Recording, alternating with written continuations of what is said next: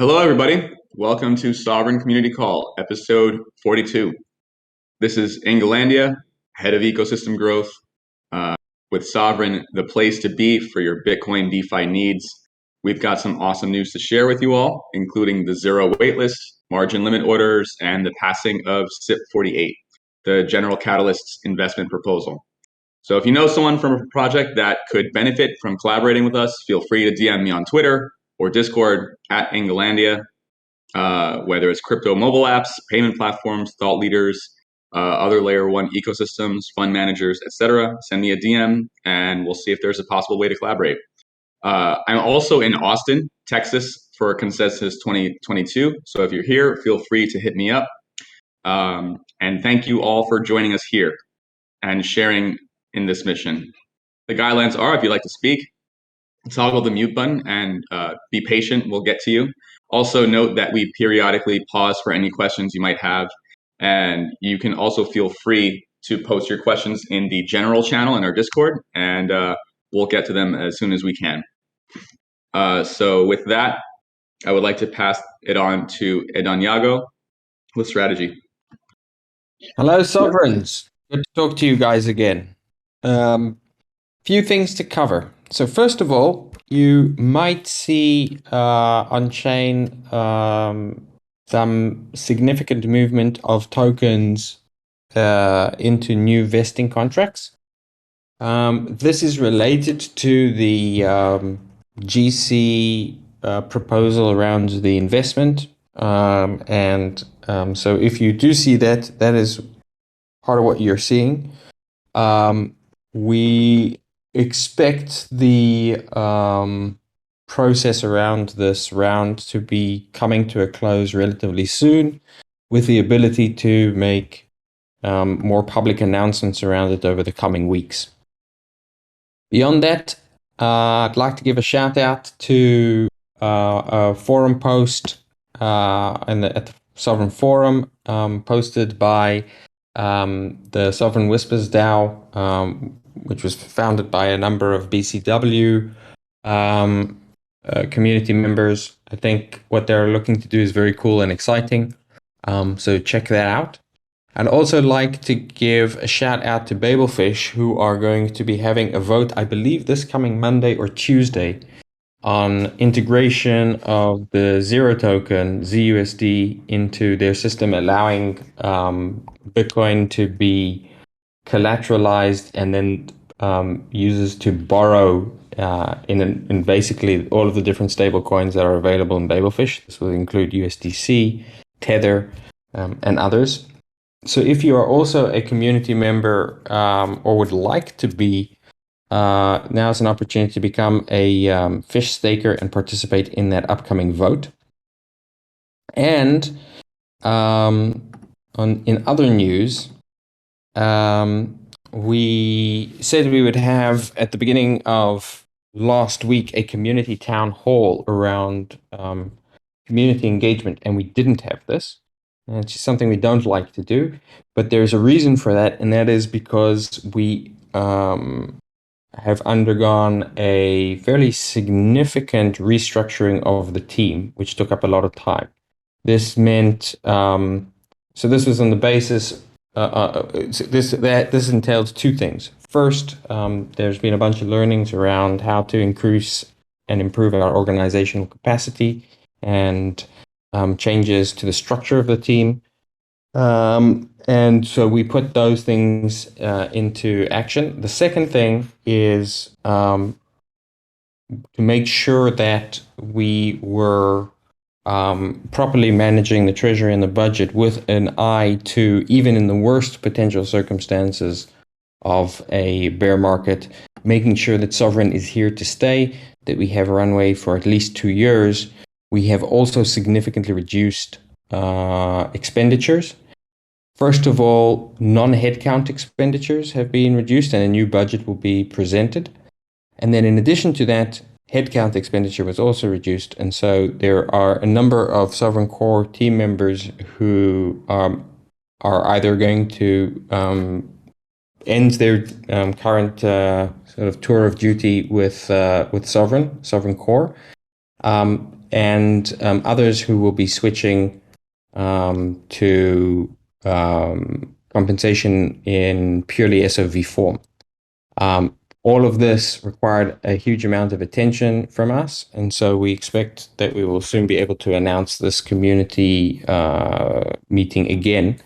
But I think the I'm kind of burying the lead here. The bigger news is that we spent the last 2 weeks involved in this restructuring, because we had to say goodbye to some core members.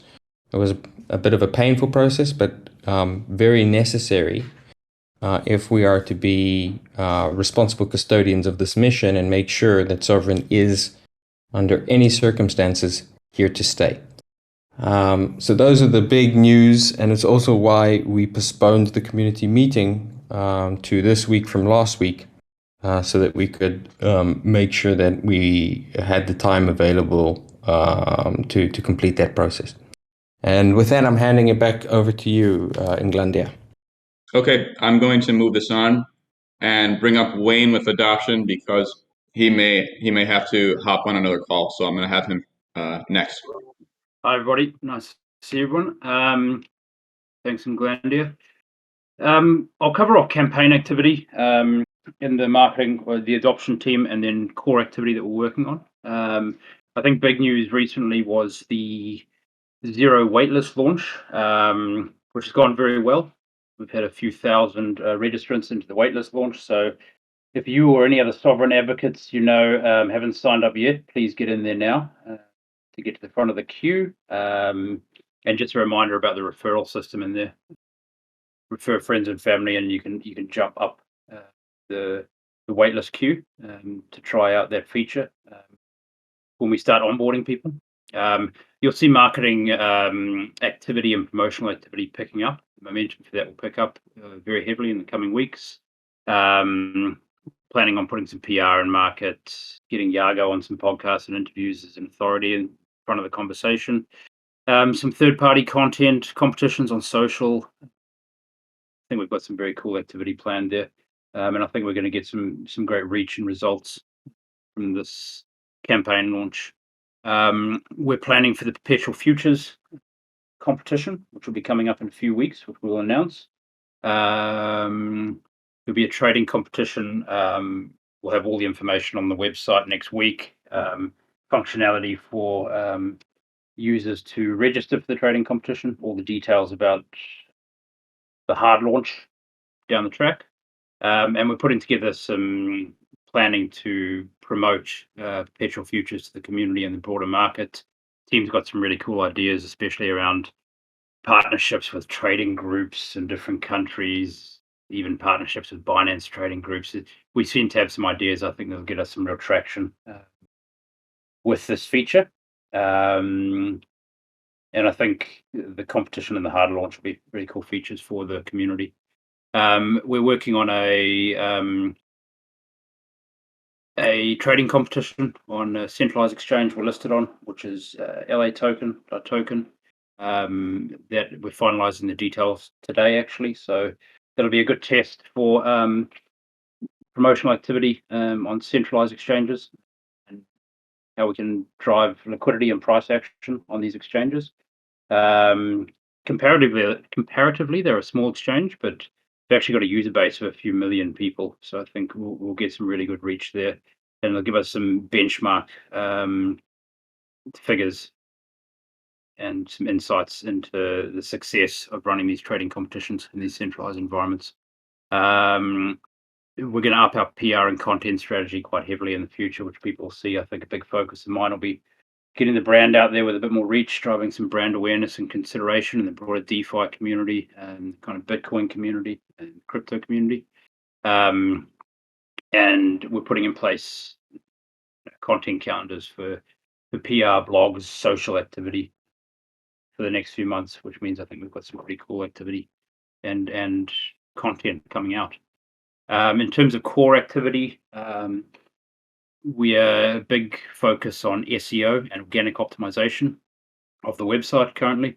We've done a full audit of the website and all of our content for SEO, and we're putting fixes in place currently. I think the team produces this amazing content, but without the SEO consideration, we're getting no traction with a wider audience. So that's a key focus of ours. We're tidying up the current UX on the website in places in preparation for the new brand launch and website, which is a couple months away, which is looking pretty awesome at this stage. Looking forward to sharing that when we have more to share. And the team's also working on how we can integrate more data and reporting into marketing and into adoption, become a more data-led team. So a lot of activity on the go and some big feature launches and campaigns coming out soon. Awesome, Wayne. I have a question. How well is the sign up for Zero performing? And are we getting a lot of referrals? We are. So it has been, 2 weeks now, and we have roughly 2,000 signups for the waitlist.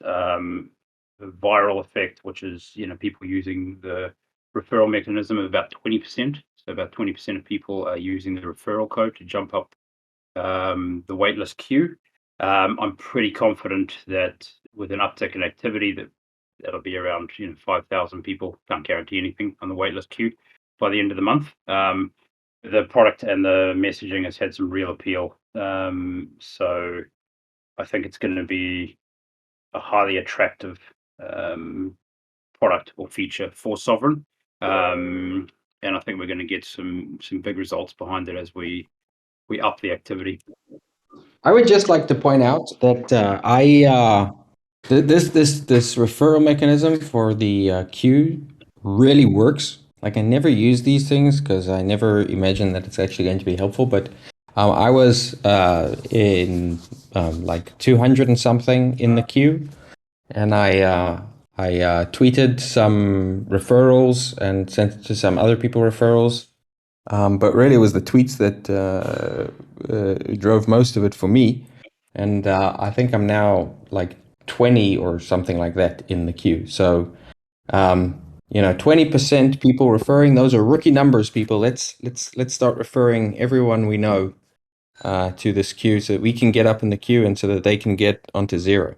And it's an easy mechanism. There's buttons there to just post straight onto Twitter or social or email. So yeah, as Yaga said, jump in and refer.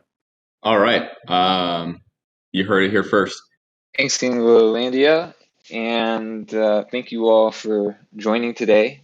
And for the folks who were at the Twitter space yesterday, thanks for joining that as well. If you missed it, definitely check out the video. We did a Q&A about the Zero protocol in the Twitter space yesterday. So if you're interested in long form audio content about that, you can check out the recording on the Sovryn Twitter feed, Sovryn BTC.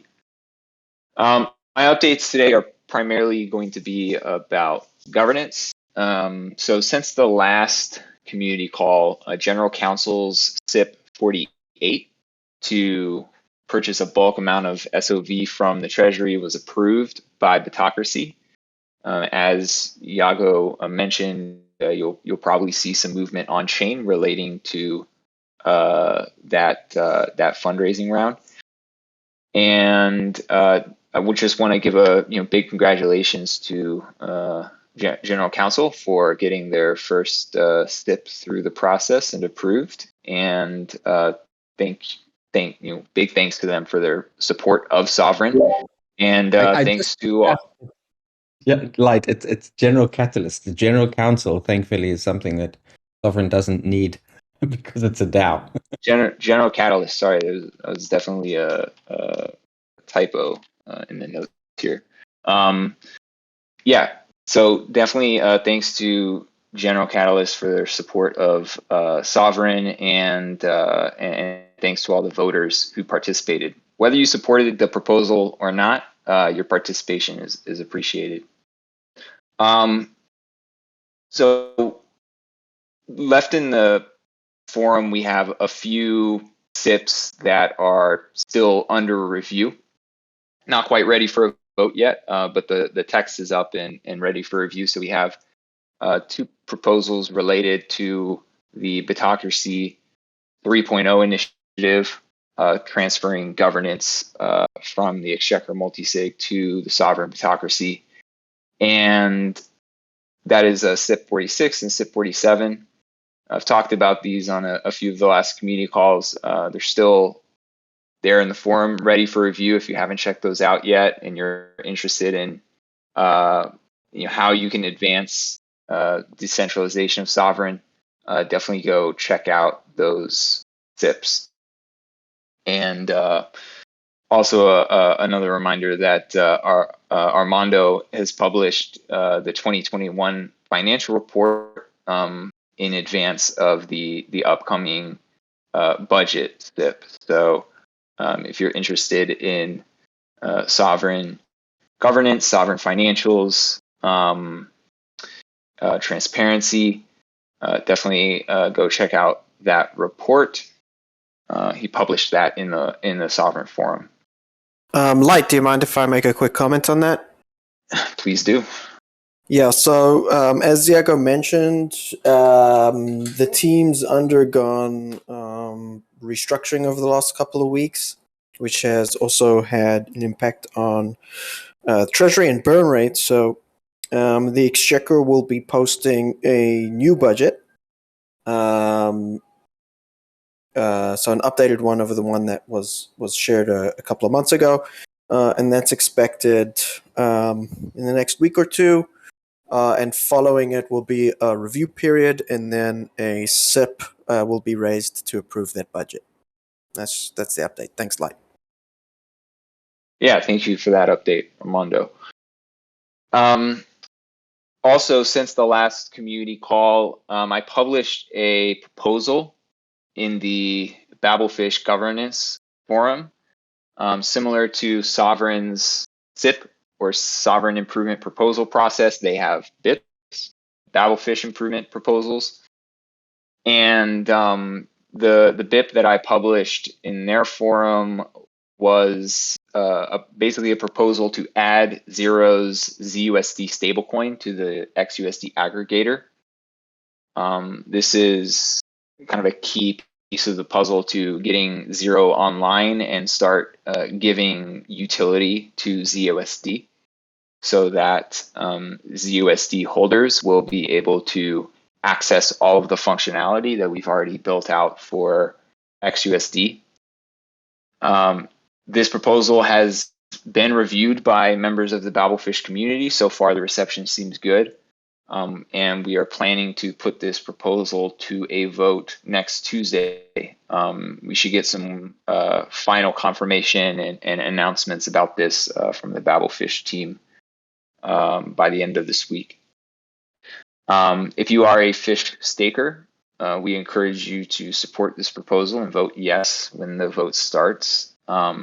Since, as I mentioned, this proposal is designed to add immediate value for Zero users and SOV stakers, increase the usage and utility of XUSD, which will ultimately be good for fish stakers as well. And that is all of the governance updates that I had today. I'll be happy to take any questions about that if anyone has questions. If you prefer not to speak and prefer writing your question, please use the general chat if you'd like to voice something. We have something from Wilfan. Will the fact that some core team members have left the team impact the project timeline at all? Sure. I don't expect it to impact the primary timeline. But we expect the timeline to be likely to be impacted regardless. And so this is not a staffing question, but a technology question. So one of the things that we've been working towards, we worked on this last year, and we expected to be spending more of the second half of this year, which we're now going to be entering soon, is the Sovryn rollup. Across the board, this is not just a Sovryn problem.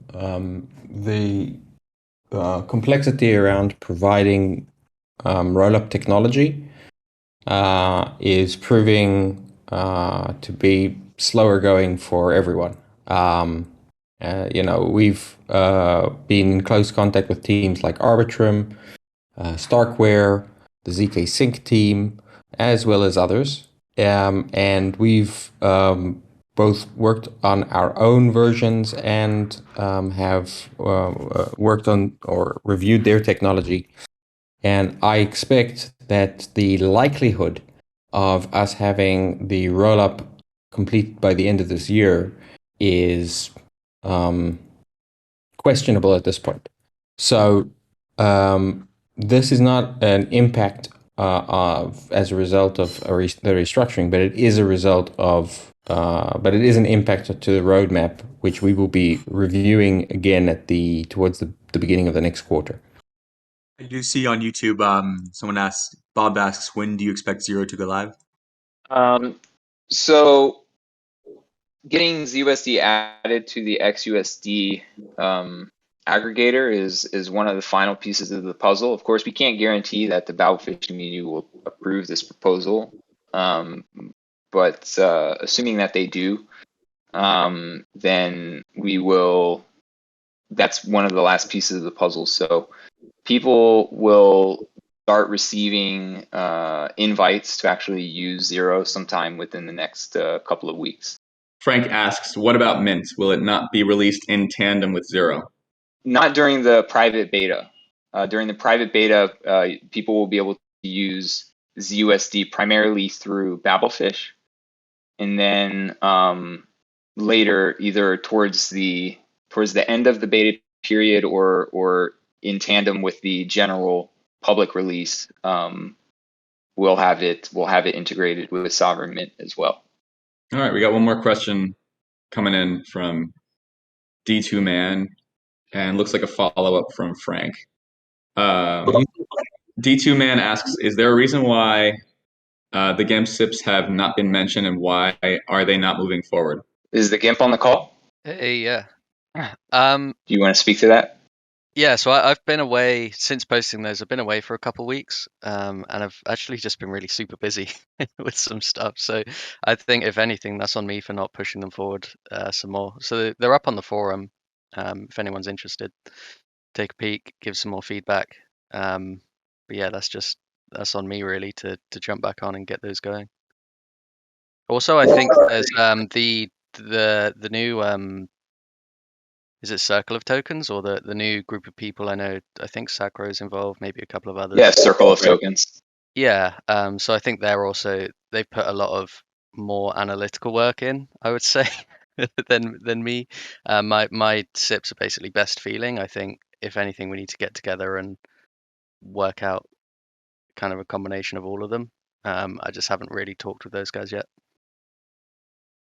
If you guys haven't already, the work that the Circle of Tokens has been doing is phenomenal, and first of all, extremely interesting. Provides a lot of insights, and on the basis of those insights, they have really good recommendations. So if you haven't already checked those out, I would highly recommend it. Astro asks, hello to all Sovereigns. He wants to know if it's possible to do Sovereign's integration with Electrum Wallet. A Sovryn's integration with Electrum Wallet. In what way? I mean, how? Like, what would you want to do? He didn't specify. I would say, I mean, anything is possible. As to whether or not the Electrum community would accept such a change is, a different question. There are no plans like on the core team's roadmap to integrate Sovryn into Electrum, but that could change if there's sufficient demand from Electrum users for something like that, and the Electrum developers show willingness to accept such a change. I would suggest, as just a first step, if you are an Electrum user and you're interested in this, create an issue on the Electrum GitHub and tell them what kind of integration you would want to see, and see how the see how the Electrum community reacts. I think that would be a good first step. I'd also add, taking that kind of initiative, I think is very much in the spirit of what we're trying to do here and not have everything done by core team. But this particular thing would probably be more effective coming from a community member rather than a core team member, because it would just simply be a user request rather than some kind of organizational request. And from what I know of the Electrum community, that would be viewed far more favorably. Yeah, a similar thing worked with Noah. A lot of people brought up Sovryn to them from the community, and that brought their attention. They managed to make time to speak with us during the Bitcoin 2022 conference, and we have an ongoing conversation with them now about some things. So the community can really make an impact on getting Sovryn noticed by other projects. The same thing happened with BISC. Right? It was totally a community initiative, and BISC got integrated with Rootstock and with Sovryn. I think one of the things that we as a community should pride ourselves on is on being, a community of sovereigns who have agency and take initiative. And where sovereigns have done that, it's tended to be very effective. We do have a question from YouTube from Carl. He says, Yago, what's the latest with the B team? Signed up, but no response yet. Stay Sovryn. Very good question. It's kind of fallen by the wayside with the last 2 weeks, and I expect we will pick it back up shortly. Okay, I'm going to move this along. I know we have more questions. We'll get to them towards the end.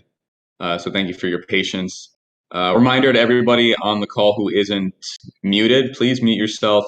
Otherwise, if you make background noise, I'm going to have to mute you. And if I mute you, you cannot unmute yourself. So just be aware of that. Thank you very much. So Aurora, please take the stage and let us know what's been going on. Sure, thanks. So Yago already mentioned it. Today we deployed vesting contracts. It's not yet all of them. It's the first batch, and we expect to see more the coming days as the round is being closed. So yeah, just so you do not freak out when you see this amount of SOV being moved. And then since the last call, we had a few small releases, nothing big, but small ones like a bug fix for the Portis wallet, because users were unable to make transactions. And we are else preparing the deployment of a few different things and are currently finalizing the testing. That's for the bridge update. It's the off-chain signature exchange, which I already told you about now a few times. So there we are just finishing the QA testing. And when that's done, we are looking forward to deploy it to mainnet next week. We're also going to update the bridge fees, lowering them significantly from where they are now. Then we are testing the final version of the smart contracts of Zero. This testing is still happening on testnet, but already with the mainnet ready contracts. So that's supposed to be the final version. So just need to finish that one and wait for the Stablefish SIP to be approved to move forward. Apart from that, we finished the FastBTC reclaiming feature and finally kicked off the long-awaited FastBTC audit with least authority yesterday. It is expected to take until the 29th of July, so that's a very long time. It's for people looking at the code very, very extensively. And we are looking forward to the results, and even more than the results, we're looking forward to being able to raise the limits on the bidirectional FastBTC to also mirror the limits we have on the on-ramp to the off-ramp side. Another update which is going to come is a small one, which is the issue we had with the repayment, where you would leave behind a tiny position. The protocol tried to get more money to close the complete position, and now it will just revert. But you should never be in the case where you actually get a reverted transaction, because the front end already will tell you in advance, careful, this transaction is going to fail because you would leave behind a tiny position, and tiny positions are just very expensive for the protocol, because if they become liquidatable, it's just not worth the transaction cost. Then there's also QA testing happening on the perps for the mainnet trading competition, which is planned to launch not long after zero, and the transfer of the contract ownerships to governance. On the front-end side, we're still working on the refactoring stuff, so the atomic components to have like a new better dApp, and the graph integration, as well as some improvements to the cross-chain portfolio and dApp header menus. That's, I think, the most important stuff happening on the dev side. Are there any questions so far? Alrighty. Vasily, would you like to share a bit on perps development? Yeah, I think already mentioned that we are heavily testing. Then one other notable update is the following. Armando and I spoke to someone from BNB Chain, and he seems to be quite excited about our flavor of perpetuals. And so we will cooperate with Binance.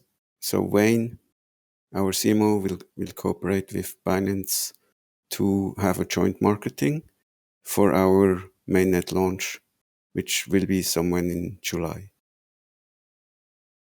So that's some exciting news about perpetuals. Yeah, fantastic. Vasily and I are both in Austin.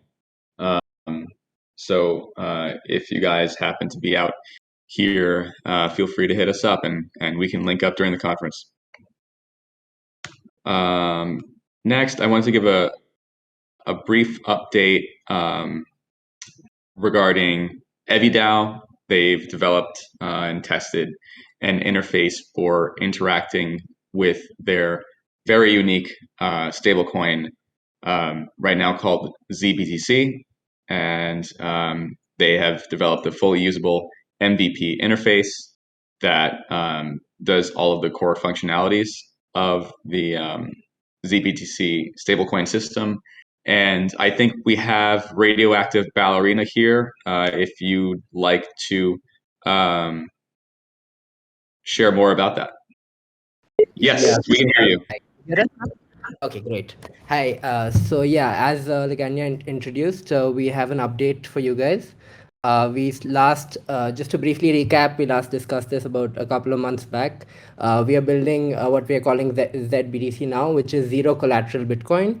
It's a non-USD pegged stablecoin that behaves like dampened Bitcoin. So it is less volatile than Bitcoin, but it still captures some of the appreciation. So we discussed this a couple of months back for those of you that were on the call. The news we have today is that we can offer you the first look on our dApp. It is online now on the testnet. Let me drop a link on the general channel. This is a YouTube demo, and the app itself is on this link. So of course, a disclaimer, this is under active development, and there will be lots of changes in the upcoming days, but this will give you guys a feel for what this is going to be like in practice, in terms of the user experience. We've modeled the interface roughly on, the Sovryn lending pages, so any future integration could be easier, and also because it's familiar to the users of Sovryn. So go ahead, have a look at the demo video, try out our dApp. There are a few functionalities that need to be added, but the core CDP creation, redemption, and removing collateral, all of those functions work. We need to update it with live oracles rather than the demo oracles we've used on the testnet. But in terms of timelines, we are looking at a mainnet launch very soon. Our audit's underway, and so in a couple of weeks, maximum by the end of this month, we should be ready with a mainnet launch. And in the meanwhile, we'd love for you guys to have a look and give us some feedback. Our content, there's a lot of content coming up. We are creating an easy explainer presentation to help people grasp the use case and the value proposition behind ZBTC as an inflation hedge that is not as volatile, or that is meant for risk averse, say, institutions or retail investors. A dampened form of Bitcoin that offers better returns, say, than fiat fixed deposits, but also does not pose the risk of holding native Bitcoin in terms of volatility. And just one thing we wanted to point out in light of the recent Terra collapse, that our stablecoin is going to be fully collateralized, over collateralized, in fact. So we are not attempting to make an algorithmic only stablecoin here. This is closer to something like MakerDAO and DAI, which is a fully collateralized, fully backed stablecoin. The only difference, again, being that we're not pegged to the US dollar. And lastly, we've also been exploring possible integration with Mint as an additional use case of our protocol, as an additional collateral that could be sort of counter-cyclical for Mint. So when Bitcoin and all these other assets go down, this is one asset that will stay stable in value and maybe continue to appreciate a bit. So for more info, you guys can check out our Medium, where there'll be more content coming there shortly. And of course, direct any questions or doubts to me. So does anybody want to know anything further right now? Or you can direct DM me, of course, at any time. Do you have a white paper to share? The white paper? Yeah. Yeah, I'll just drop the white paper as well. I did this last time too. There we go. Yeah, I encourage you guys to check out the blogs. It has like a modeling as to like what the ZBT price or redemption rate would be, at different price points of Bitcoin. Really, really interesting stuff when you see how the stablecoin can still appreciate with Bitcoin's appreciation, and also stay like very, very rigid when Bitcoin goes down in price. So it's really interesting stuff. Yep. I encourage you guys to read it. Yep, and I'd like to add to that, just the risk parameters we are currently going with. So we are looking at something up to a Bitcoin price of 12,000 US dollar. Our model completely holds as expected, and beyond that, it starts to show slow decline in redemption rate. So, and we will be providing further mechanisms to keep it stable even beyond 12K in the future. But currently, it relies on those assumptions, which we feel is reasonable given Bitcoin's historic price action. Okay, cool. Any questions for Radioactive Ballerina before I start addressing the questions in the general chat? Okay, just out of curiosity, has anybody here ever used Reflexor's Rye token? Yeah, I heard someone unmute. I don't know. Oh, okay. Radioactive, your microphone is malfunctioning again. So while he fixes that, I'm going to address Mr. BTC VC. He said, I asked this on Telegram, but it would be good to get the team's answer on this. If the stability pool only gets liquidation gains, then it may not be worth it for anyone to put ZUSD into the stability pool. The stability pool in these protocols bear the brunt of the risks of the protocol, and is why they usually get subsidized incentive rewards. This might be a light question.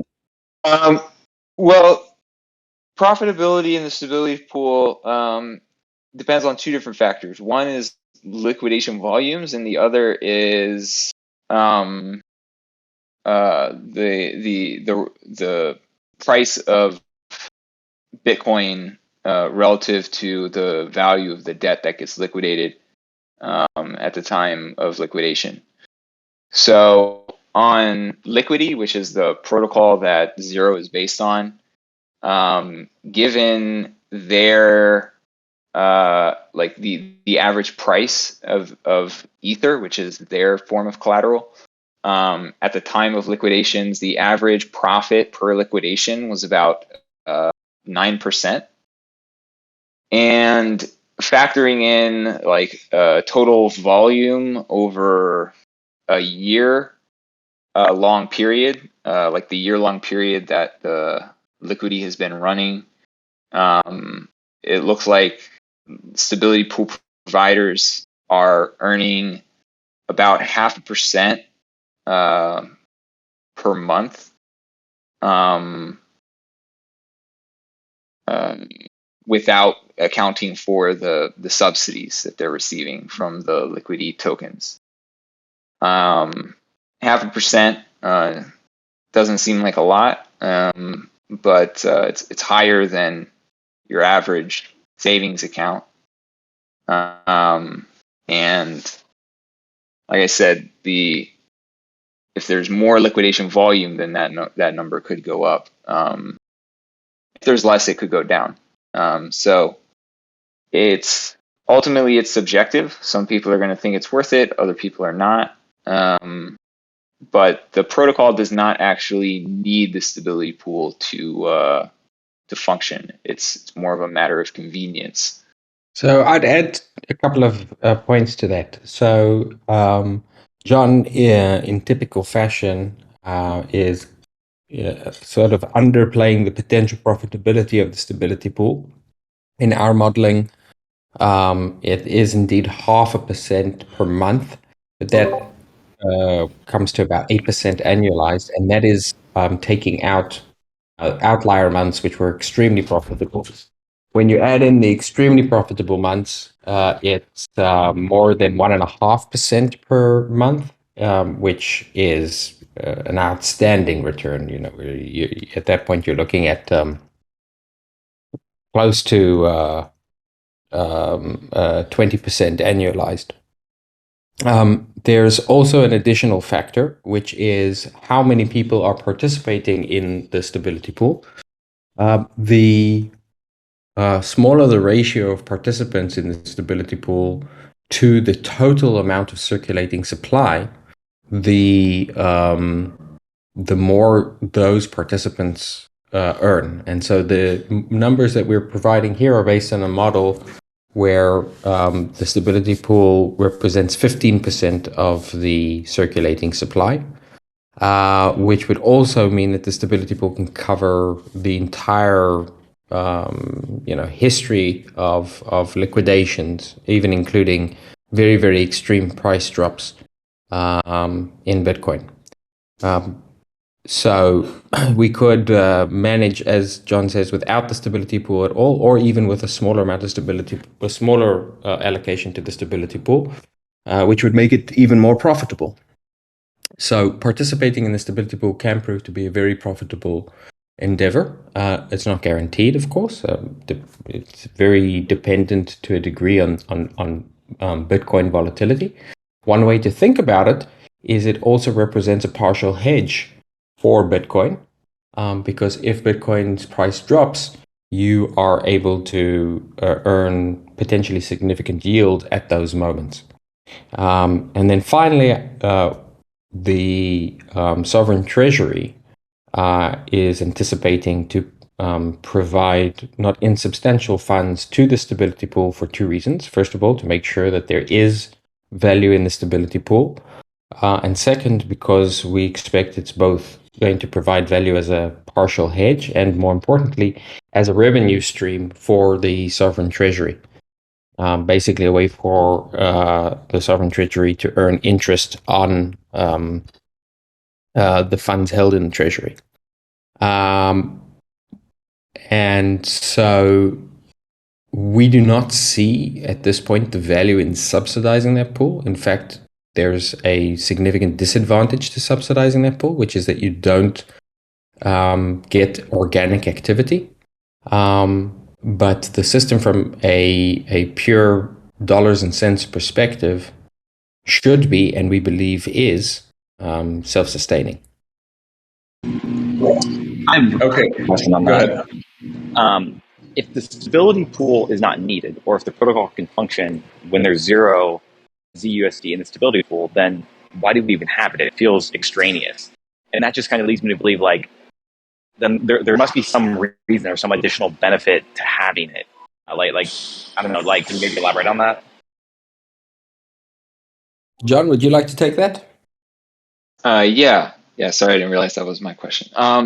Yes, so as I mentioned earlier, it's more so a matter of convenience than necessity. And the specifics of that are, if there is no ZUSD in the stability pool, then when a liquidation occurs, the debt and collateral from the liquidated line of credit get redistributed to all other line of credit holders on a pro rata basis according to the collateral, their collateral balance.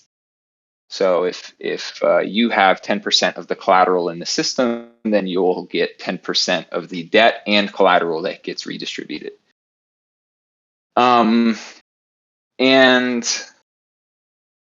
this is, it has a net neutral effect on your line of credit because your debt goes up, but your collateral also goes up by a proportionate amount.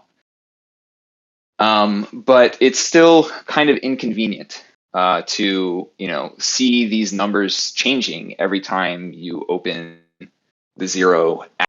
Wondering, well, why is my debt going up? But I have more collateral. Now I need to manage this extra collateral, and should I sell it and pay off the debt? And maybe it's, for some people it could be a taxable event. So as a matter of convenience, we want to have the option of like preventing that.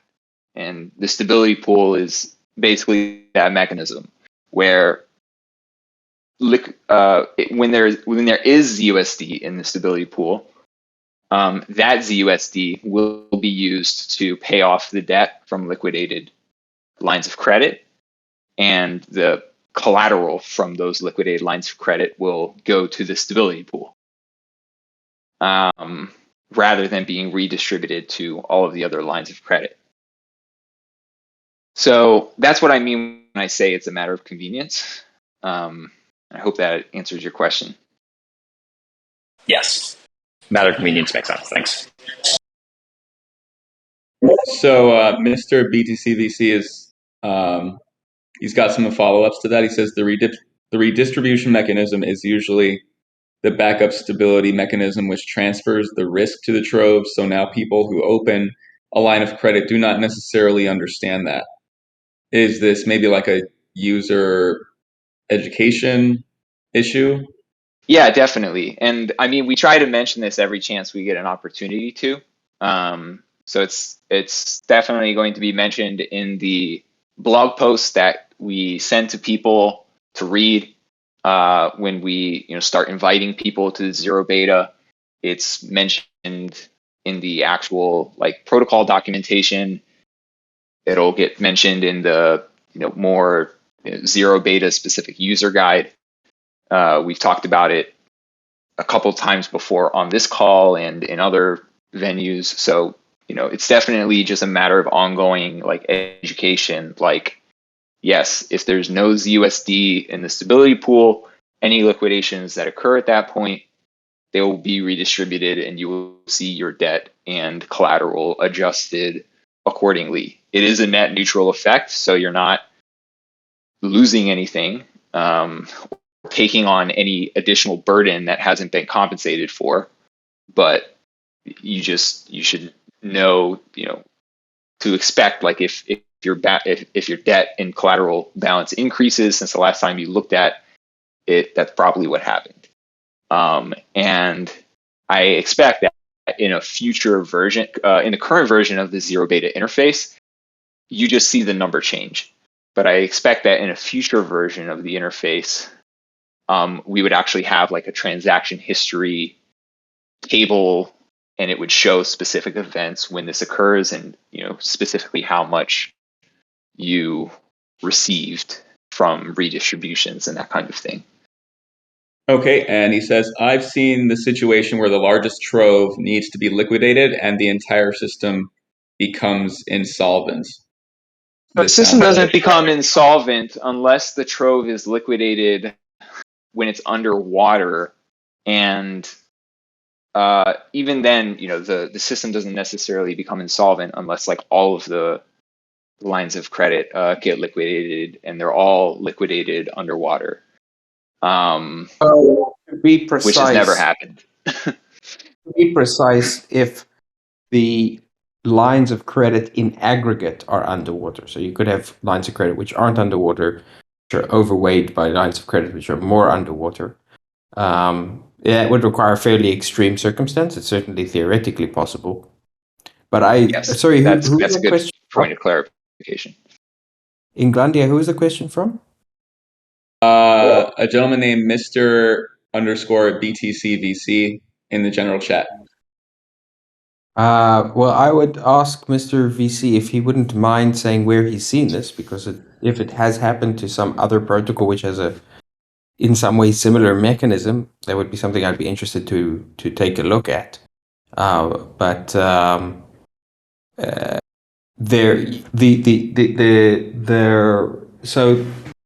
there's a number of variables here,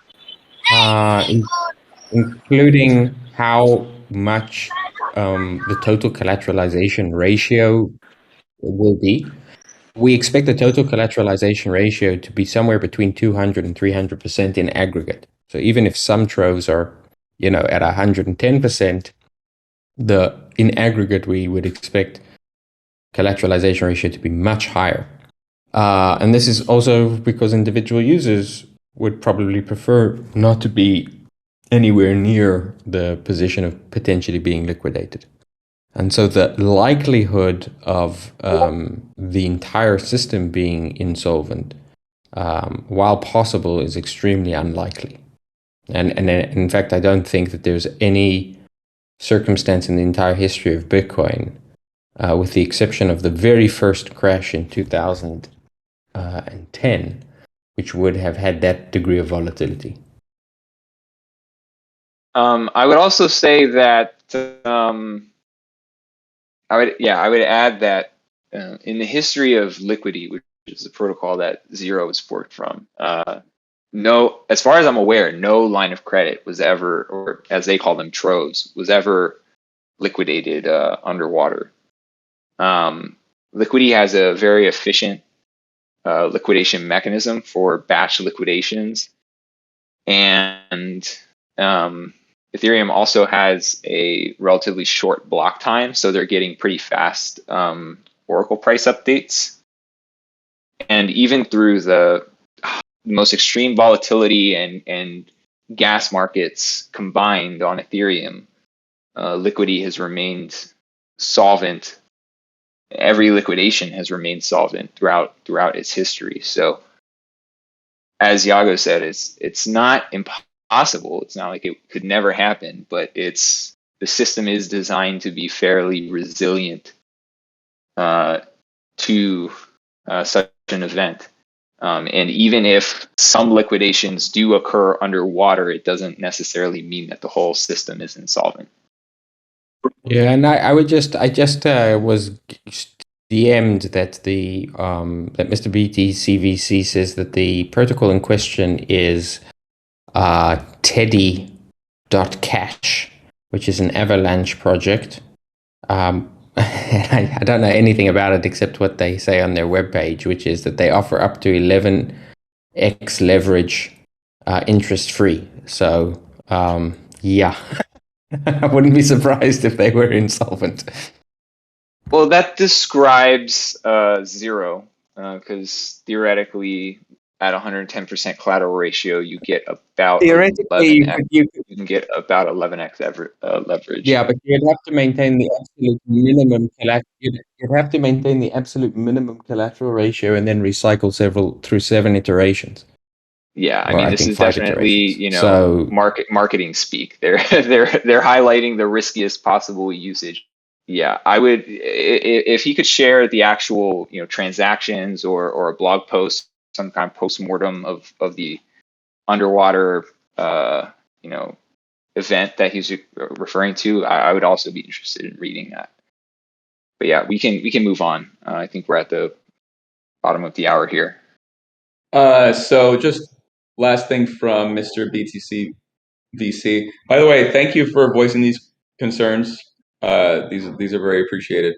he's saying that it's a straight up liquidity fork, but I don't know if they're saying 11x leverage on AVAX, it must work, quite differently. No, like I said, that's the standard. That's the standard feature. Zero. Okay. You could do the same thing with zero. It's just that is like literally the most risky possible way that you could use the protocol. Okay, so we can keep talking about this, and I am going to have to jump and head to the conference, but I do want to close this out and thank everyone for joining in on this and being part of our mission with Sovryn, Bitcoin secured financial sovereignty, dismantling what people know and understand about money. So help us spread the word and create more sovereign individuals.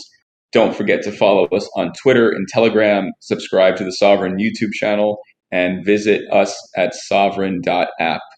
So we're closing out the recording. Feel free to hang out if you have additional questions or just want to chat it up with the core team. I will be signing off. So thanks, everybody. Stay sovereign.